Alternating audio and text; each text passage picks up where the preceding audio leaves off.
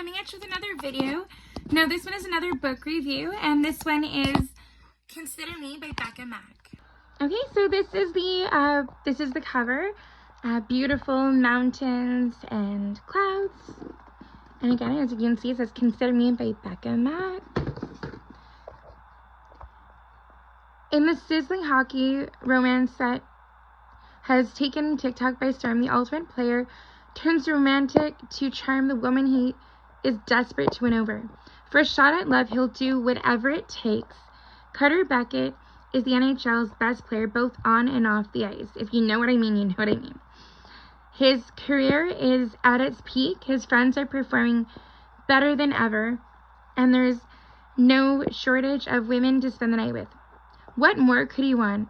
Olivia Parker isn't new to professional hockey players thanks to her best friend's boyfriend, but she has no interest in dating one herself, no matter how hot he is.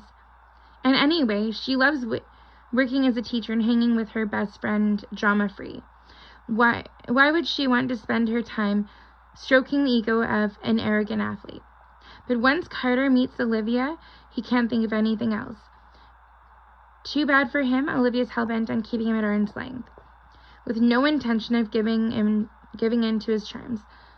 Perhaps it's time for Carter to give up his game. After all, nobody ever had to play fair.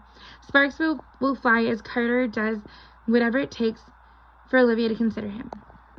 So this is my second book I read by Becka Mack. So the first book I read was called Love You Wild. So if you want to look at that book review I did, it's also on my channel. I can put the link in the comments as well. So again, as I said, this book is called Consider Me, and it was a great book. So this book, it's also got a couple of other. The series has a couple of other books in it. There's Play With Me and Unravel Me, and there's soon to be another book in this series as well. I believe it's coming out in November or December. Anyways, so this book, again, as I read when I read the synopsis, it is Carter Beckett and Olivia Parker's story. So the thing with Carter is he was afraid of commitment, and he was afraid to settle down with anyone because of the emotion that he felt when he lost his dad. So, and instead of dating anyone steadily, he was just sleeping around with all these different girls, and never getting serious, and making sure that if he didn't use a condom, if he wasn't and if he wouldn't end up sleeping with the girls. So needless to say, he's not expecting to feel anything when he meets Olivia. So his best friend Emmett, who also plays for the same hockey team as him, is dating a girl named Kara. And so Kara and Emmett come over, have a get together, and Kara's best friend Olivia comes over. And unbeknownst to Carter, Olivia does know who he is, and she really has a bit of a crush on him, but she wants to play hard to get when they meet, and she tries not to admit how hot she thinks he is, but really deep down she really does think he's hot, and she wants to get to know him better, see if he's as hot or as gorgeous or as beautiful on the inside as he is on the outside. So first though, when they end up meeting, Kara and Emmett say to Carter, don't even consider trying to get with Olivia because, they think he's not going to be serious. They think he's just going to want another friends with benefits, that kind of thing. But when Carter meets Olivia, all those thoughts of having meaningless sex go out the window. He no longer wants to do casual and quick and easy, so to speak. He now wants something more serious, and he feels like maybe he can actually have real love. And Olivia's never felt anything like she feels for Carter, just like Carter's never felt anything for any of the girls he'd been with, that the way he feels for Olivia.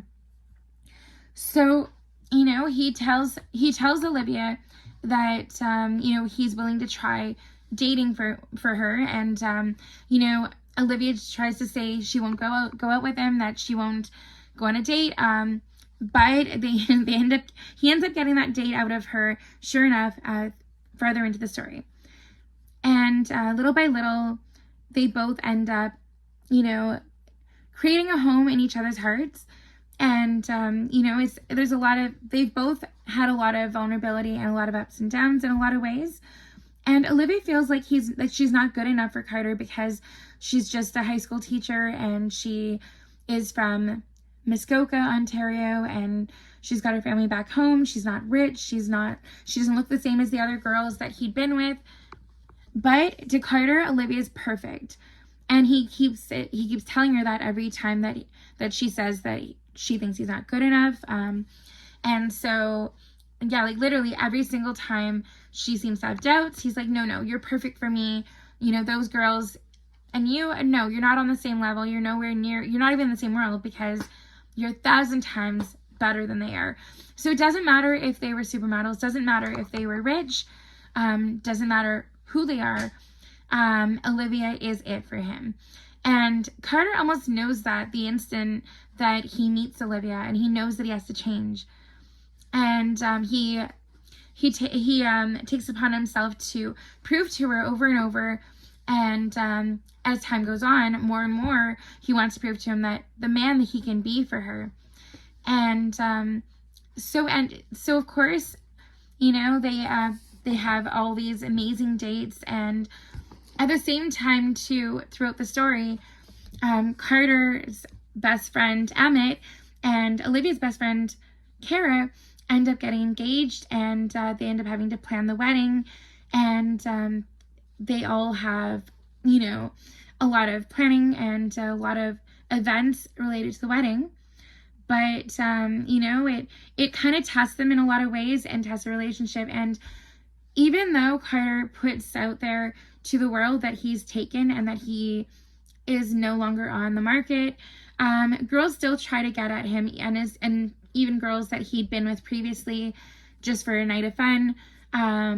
But of course he keeps saying no, and sometimes even Olivia has to say, this guy's mine, he's taken, go get your own man. He doesn't want you. He's happy with what he's got.